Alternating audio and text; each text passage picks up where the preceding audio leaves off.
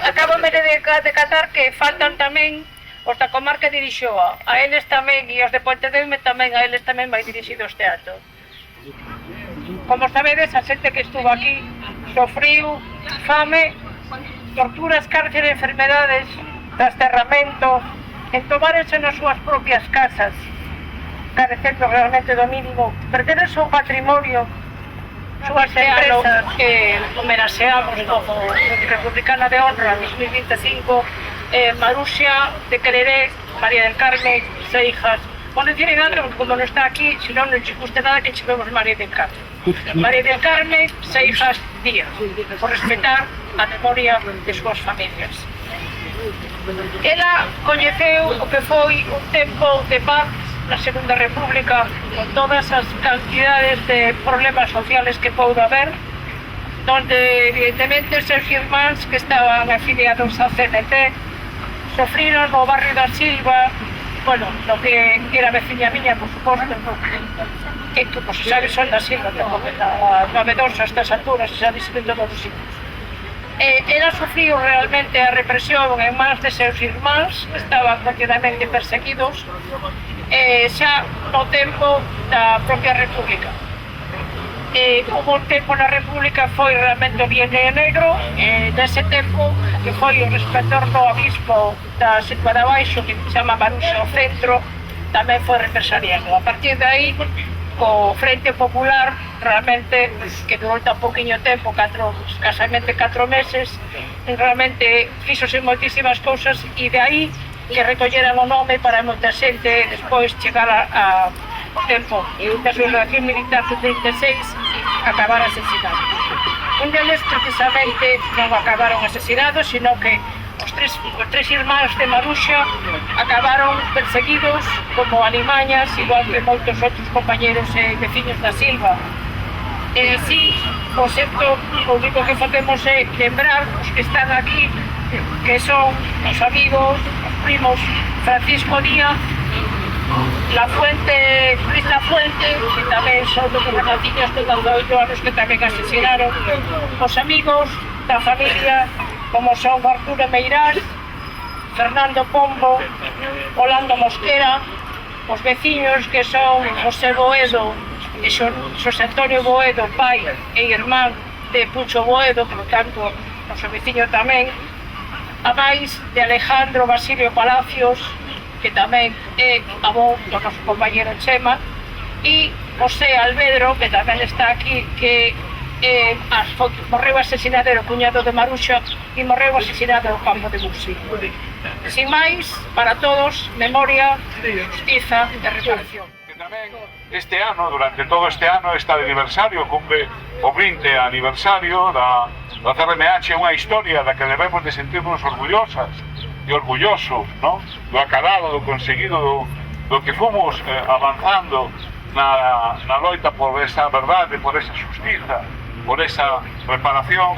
E un exemplo claro é este lugar onde estamos, ¿no? Este monumento, este memorial, foi unha iniciativa, a propia placa que era o que pase por aquí o poida ver, é un memorial que promoveu a Comisión pola Recuperación da Memoria Histórica hai xa, pois, 10 anos, non? Bueno, tiña 5 anos, algo máis de 5 anos de existencia a Comisión pola Recuperación da Memoria Histórica da Coruña promoveu este memorial que detrás de cada unha destas persoas que temos nestas pedras tamén diseñadas polo mestre Baldi, non? Que tantas veces nos acompaña neste acto, hai unha historia de represión, unha historia de terror, non? Que sempre é importante lembrala e non esquecela, non? 10 anos xa, 15 anos, este memorial de represión. Tamén promovimos a outro memorial non menos importante que este, como foi os fuxidos na barbarie do Portiño, que tamén foi unha obra proposta e promovida pola Comisión pola Recuperación da Memoria Histórica. Nestes 20 anos de historia foron moitas as iniciativas, non? Por sinalar outra, a loita pola reivindicación do Pazo de Meirás, que está na propia sentenza que a xuiza incorporou no propio texto da sentencia no primeiro dos fallos sobre a devolución do Pazo de Meirás, non? Tamén avances en simboloxía e en outros aspectos. Mas tamén a CRMH, a Comisión pola Recuperación da Memoria Histórica da Coruña, ten futuro. Ten futuro e, desgraciadamente, temos que seguir loitando e reivindicando, avanzar en memoria, temos que seguir loitando contra a impunidade franquista, non?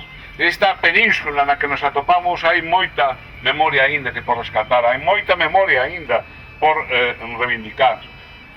Anunciamos que vai ser unha das nosas prioridades o cárcere da Coruña, ese edificio que esmorece e que tanta memoria conserva. É dicir, vamos a promover que ese lugar sexa declarado un lugar de memoria democrática, non?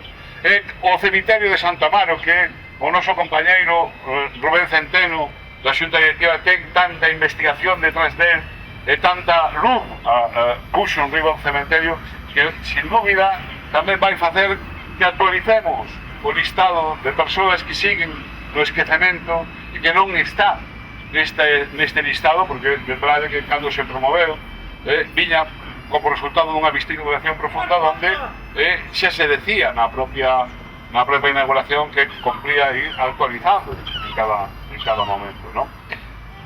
Seguir traballando en materia de simboloxía franquista na cidade da Coruña. É unha vergoña que aínda hoxe en día sigan asesinos porque non é que o diga a Comisión pola Recuperación de Memoria Histórica da Coruña, sino que din os propios o informe que existe e que se puxo en riba do Consello da Memoria Democrática, que, por certo, tamén reivindicaremos a súa Constitución. Eu digo Constitución porque leva sin reunirse dúas legislaturas.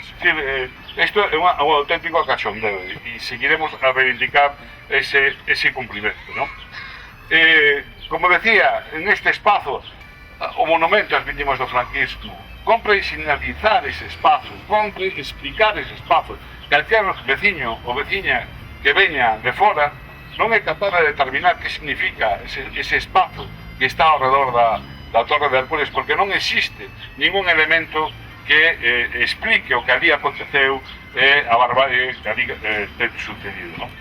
Por lo tanto, temos que seguir traballando, temos que seguir reivindicando da Casa Cornide, a devolución da Casa Cornide, que é unha vergoña que a día de hoxe aínda non se interpuxera demanda algunha ni acción administrativa para que ese edificio volva a quen é o seu legítimo propietario, que é o pobo da Coruña, non?